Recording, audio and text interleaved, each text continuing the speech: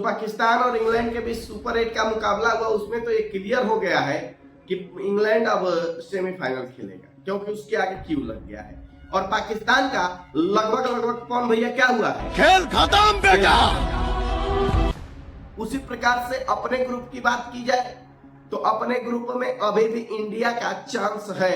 यदि कल के मैच में साउथ अफ्रीका वेस्ट इंडीज को हरा देती है और इंडिया भी वेस्ट इंडीज को हरा दे और जिम्बाब्वे को हरा दे तो अपना चांस बरकरार है। नहीं तो रनर रेट के हिसाब से वेस्ट इंडीज सबसे ऊपर है, उसके बाद साउथ अफ्रीका है, तो फिर इंडिया का सुपड़ा साफ हो सकता है, इंडिया नहीं पहुंच सकती है। लेकिन अभी चांस है, हमारा फुल चांस है। नहीं तो हमारा क्या होगा भैया, गजब बेइज्जती। गजब बेइज्जती। तो सबसे बड़ी बात यह है कि हम लोग उस प्रकार का खेल दिखाना चाहते हैं लेकिन दिखा नहीं पा रहे। हमारे अभिषेक शर्मा फ्लॉप चल रहे हैं, इसमें कोई शक नहीं है, क्योंकि एक कहावत होती है ना कि बच्चा इंट्रेंस में 100% पाता था, टेस्ट में 100% पाता था, और जब बोर्ड का एग्जाम आया तो बेचारे का तबीयत खराब हो।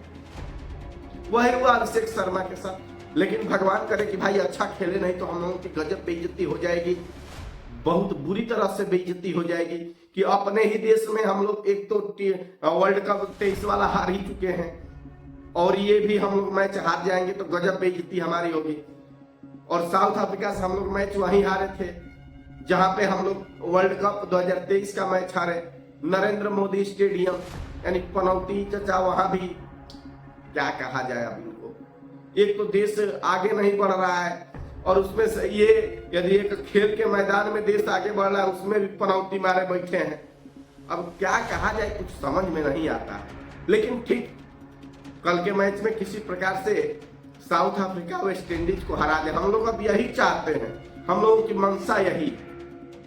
T20 वर्ल्ड कप में सलमान अली आगा, जिसको कहा जाता है आगा जी ये तो चाहिए, आगा जी ये तो चाहिए, आगा जी ने दिया है।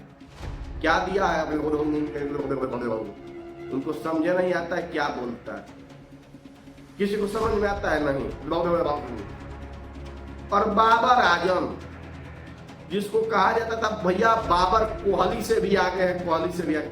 हमारा कोहली तो भैया खेल जाता है, हमारा कोहली तो किंग है।